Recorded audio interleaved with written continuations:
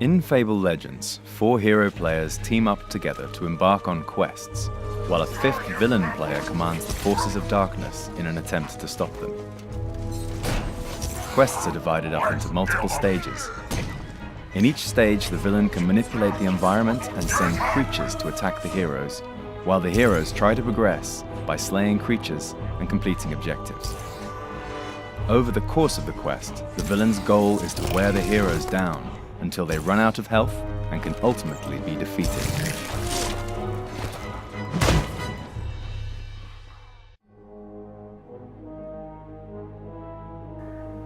As the level begins, the heroes will be choosing their abilities, talking to characters in the holding area, and generally preparing for the quest ahead. As the villain, you will be looking at the level from above. It's your job to plan which creatures the heroes are going to face and which traps will stand in their way. A timer in the top right of the screen tells you how long you have until setup phase is over. We'll cover setup phase in more detail as part of another tutorial, but for now, the easiest way to set up is to select a template. Press up and down on the D-pad to select which template you want to load. We've made a few for each level, so you should try them all out. If you prefer to try your luck with unplanned creature placement, press right or left on the D-pad to cycle through random layouts. One basic element of the control scheme we can cover here is the camera movement. The left stick will move the camera, while the right stick allows you to zoom in and out. The mid-level of zoom is best for most situations. When the timer reaches 0, setup phase ends, and combat phase begins. This is where the villain commands their creatures and operates their traps in order to take down the heroes. If the heroes survive the first combat phase, the villain will then set up the next area. This process continues until the quest finishes, or until all the heroes are defeated.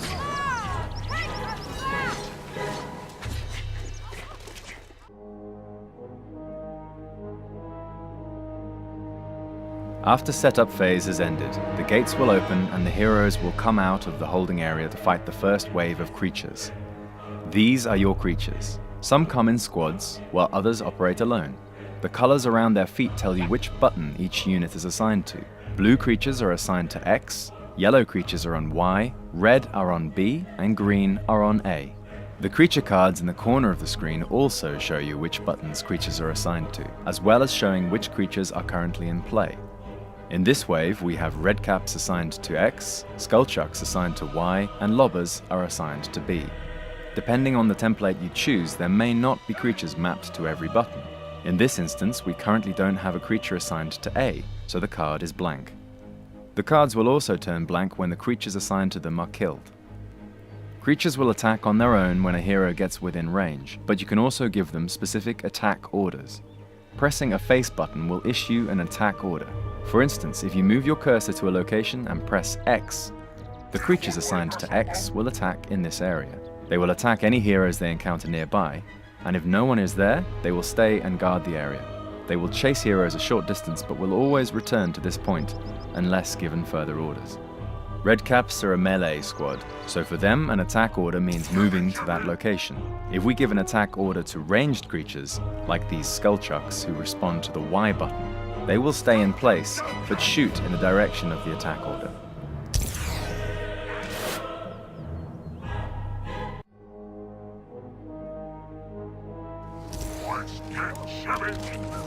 Each time a wave of creatures die, a new wave of creatures will spawn in the next area.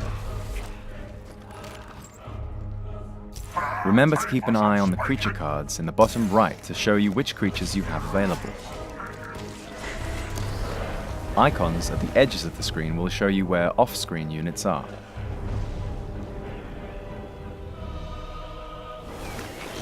The hero cards show you how much health and how many potions each hero has left. If you want to target a specific hero, press the D-pad in the direction that corresponds with their card. You can lock your camera to a hero and give attack orders specifically on them. The other main tool at your disposal during combat is the Interact function, located on the right bumper. Position your cursor over an object that is flashing, then press the right bumper to interact with it. Gates throughout the levels can be opened and closed. Use these to separate the heroes and keep them from helping one another. A well-timed gate can also knock a hero to the ground. Don't worry too much about keeping your creatures alive. They are expendable. Your goal should be to wear down the hero's health over time and force them into using all of their health potions. As long as a creature is able to inflict some damage, or create a situation where something else can inflict damage, its job is done. As covered in an earlier tutorial, the face buttons can be used to issue orders to creatures. If you want to specifically order a move rather than an attack, hold the left trigger before pressing the face button. Notice that the cursor changes appearance when the left trigger is held. Any orders given when the left trigger is held will be move orders. Unlike attack orders, creatures will not stop to defend themselves while carrying out a move order. Move orders are especially important when dealing with ranged units, who will stay in place when told to attack. In order to reposition them, the villain has to use move orders. Arguably the most important type of orders the villain can give are special orders. Special orders are the element that will give a good villain the edge in battle. Unlike many other behaviors, creatures will never perform their special abilities unless specifically instructed to by the villain. Hold the right trigger and press a face button to order a special attack. Each type of creature has their own unique special attack. Special orders have a cooldown. Once a special has been completed, you will have to wait until the cooldown is over until you can order it again. Check the indicator on the creature cards to see how long is left on each cooldown. Try experimenting with other creatures in the game to find out how their special attacks work. Each creature has their own unique one. When giving orders to creatures, watch out for the order line turning red. If the line is red, that means the creatures cannot complete the order. This could be because their special ability is on cooldown, because they can't reach the destination, or because they are currently unable to move. Sometimes you might give a creature an order, but then change your mind about it a few moments later. The left bumper is your cancel button. Tapping this will cancel the last order that you gave. When you press a face button to give an order, that order will be given to the creature who can respond the quickest. In most cases, this method will quickly select the right unit for the job. In some instances, though, you may want to select a creature who is further away. If you hold down an order button, you will see a preview of which creature is going to be selected. With the order button still held, you can now move the left stick to select a different unit.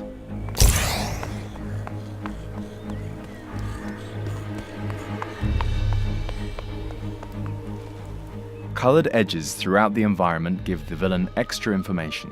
An orange bar tells you that heroes and creatures can see and shoot over this obstacle. A blue bar tells you that heroes and creatures can jump down from this point. When you only have one creature left alive in a wave, they will become highlighted. Heroes can see this highlight too, allowing them to track your last creature from anywhere on the map. You can use this to your advantage, setting up traps for your last creature to lead heroes into.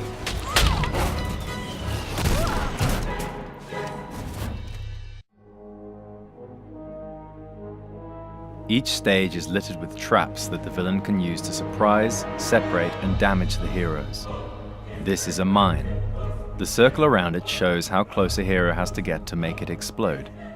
During setup phase, the right bumper can be used to pick up mines, and pressed again to drop them. Mines cannot be moved again once setup phase is over, so choose their positions wisely. We have already seen gates. Use these in combat phase to keep the heroes apart and knock them over.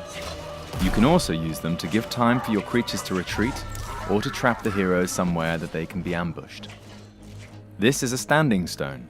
Interact with one to activate it.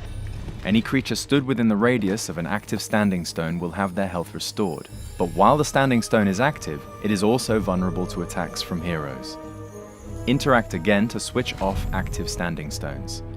They can also be moved like mines in setup phase, but can only be placed in predetermined areas. Other objects in the map may react to villain interactions in unique ways. Watch out for a glowing effect on objects to signify when you are able to interact with them. More advanced villain players might want to deviate from the templates provided in setup phase and create unique layouts of their own.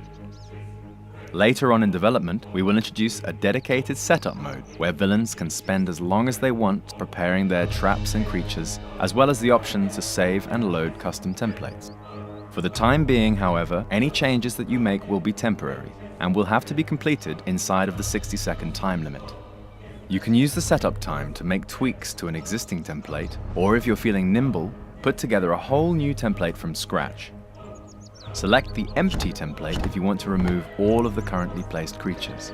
Note that if you run out of time and haven't spent all of your budget yet, the remaining points will automatically be spent for you. During setup phase, the creature cards show you how many points each creature will cost. At the bottom of the screen, you can see how many points you have remaining to spend in that wave. Creatures must be placed on spawn pads. Move the cursor over a spawn pad and press a face button to place a creature. You can delete creatures by moving the cursor over them and pressing the left bumper.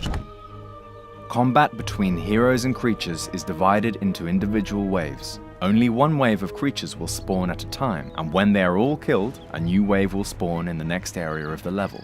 Toggle between waves during setup using the left and right triggers. Note that the budget changes from wave to wave. Larger spaces usually come with a larger budget to spend. You can also change which creatures appear and which buttons they're assigned to. Press the menu button in setup phase, then select Change Loadout. From here, you can highlight creatures and press the face button you would like to assign them to. Any templates that you already have loaded will automatically accommodate your change of loadout.